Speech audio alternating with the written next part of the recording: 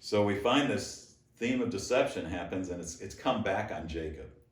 You know, there's a spiritual law here. Whatever you sow, you reap. All right, I'm glad you filled that in there. I could hear you filling it in on the other side of this video. So Jacob has sown this deception, and now he's reaping deception. He works for 7 years. He gets Leah instead of Rachel. Now that could make you a little angry. Well, he was a little angry. He went to Laban and said, "What have you done?" Well, Laban just says, "Fulfill the marriage week with Leah as your wife, and I'll give you Rachel. But then you got to work another 7 years." So he fulfills his week with Leah. He's married to Leah. Then after that week, he's married to Rachel, and then he's got to work another 7 years. So he works 14 years to have two wives. 7 years on the front end, 7 years on the back end, and in the middle he gets two wives. So anyway, quite a story. The Bible really doesn't cover these things up. Some of these things that we'd like, I wish I wouldn't talk about that. You know, that's a little shameful. A little, I don't like that part of the story, but it's right there. So Jacob fulfills this. He's deceived. He starts having lots of kids, and he has 11 children while he's living in this region. 11 of his sons. He has I guess a daughter or two, maybe there too, but he has 11 sons, but only one of them was with Rachel, and that's the son named Joseph. So Jacob is blessed by God in this land where he's at with his father-in-law Laban, and his flocks increase. Just everything. Every time Laban changes his wages, God blesses him. Like he says, you only get the spotted sheep, and all of a sudden all the sheep that are born are spotted. You know, and it's like, so God's just blessing Jacob just like he blessed Isaac, a very wealthy man and richly blessed. And during his time, then finally an angel appears in a dream to Jacob and tells him, "You need to leave this land and go back to Canaan." Canaan is the promised land. That's the land that's in the promise to Abraham, Isaac, and now Jacob, that this land, you know, it will be yours. It's that promise of Abraham, and that's the battle even to this day.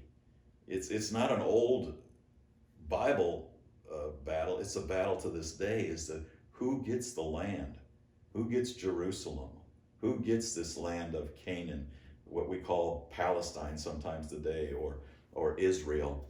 Who gets this? And so Jacob has this dream, decides to leave. He sneaks away. He leaves and sneaks away, so he doesn't want Laban to know he's leaving. He takes off. Laban pursues him. And what we don't know, what Jacob didn't even know, is that Rachel had taken one of the family idols, I guess, pretty valuable statue or whatever, stuck it in her saddlebag and was sitting on it. And Laban comes and says, "You know, you stole my stuff." And Jacob's like, "Hey, whoever's got it, you know, you show me, you know, I didn't steal anything, you know, you've been stealing from me all these years. You've been taking away, you know, everything's trying to steal from me, and God's just blessed me, and now you're just upset." Well, they finally settle down. You know, Rachel says, I'm in that time of the month and I can't get up. Excuse me, Dad. Well, she's just sitting there because she's hiding the stolen goods. Well, Laban and Jacob strike up a deal. They make a covenant at Mizpah, which means watchtower, and it's the deal is called Gilead, or probably Gilead, heap of witness, and they pile a bunch of rocks there, and they say, "Okay, we're gonna be peaceful. May God watch and be a witness to this covenant that we're making now, and we're not going to steal from each other, whatever." They become buddies, and they said they go away in peace. Well, Jacob's heading back to the promised land, and you know who's back there? If we go back a little ways, guess who's back at that place? Esau, his brother, the one he ripped off, the one he's really established solidly who he really is: deceiver, supplanter. He's established his name in his relationship with Esau.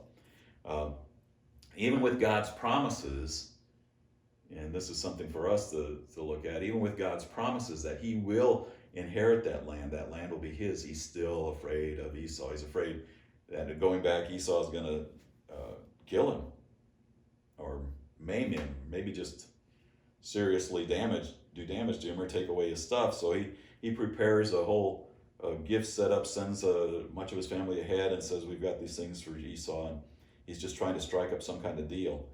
Well, in the meantime,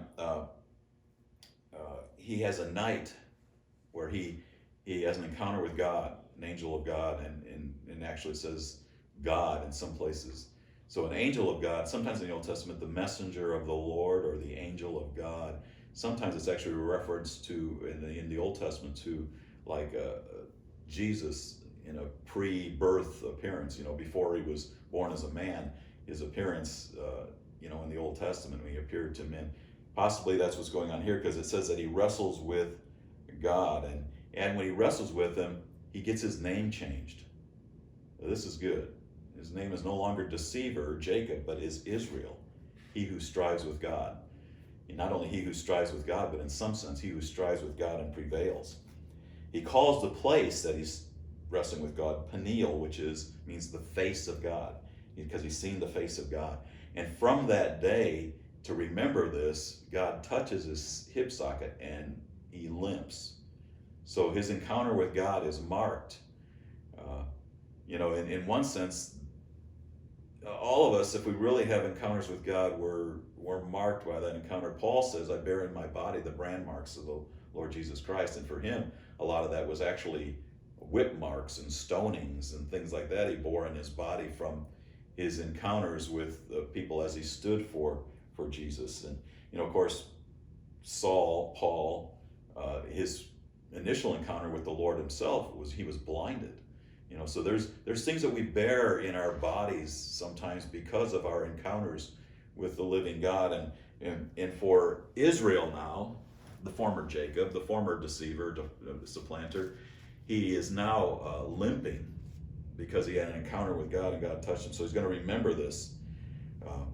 Jacob's fears are unfounded. He meets Esau. Esau's glad to see him. They hug. Things go well. And Jacob is on his move back to Canaan. Well, he stops at Bethel, where God appeared to him. And we're going to look at Genesis 35 just for a second here, verses 9 through 12. It says, Then God appeared to Jacob again when he came from Padan Aram, and he blessed him. And God said to him, Your name is Jacob. You shall no longer be called Jacob, but Israel shall be your name. Thus he called him Israel.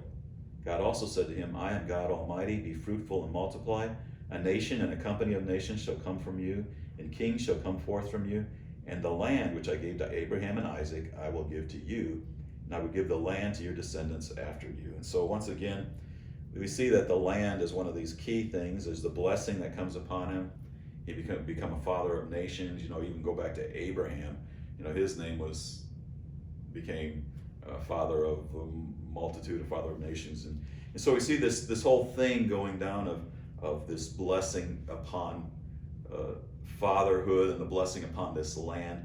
And if you understand that, then you understand when we get to the New Testament why Jesus was born in Bethlehem, in the land of Israel, and all the things that happened there and among this people, because this blessing was established for all these years. And we see God working through history, revealing himself as to who he is through history, through his dealings with this certain people group, these descendants of Abraham. But not only just descendants of Abraham, the descendants of Abraham through Isaac and Jacob, not through Ishmael and his descendants, or even through Isaac and Esau, but Isaac and Jacob, and the line goes down. And so this is a chosen people, and a lot of the choosing is the blessing to produce a nation through whom the Christ will come, and the blessing of who will inhabit that land as a perpetual testimony that God is God in heaven and can fulfill what he promises to man. And one of those fulfillment promises was, you will inhabit that land. As we see this work through the Bible, we see some of the prophecies for the end of the age are, why the nations are gathered, why God brings the nations together to judge them, is because you have scattered my people and you've divided my land. He says that in Joel chapter 3.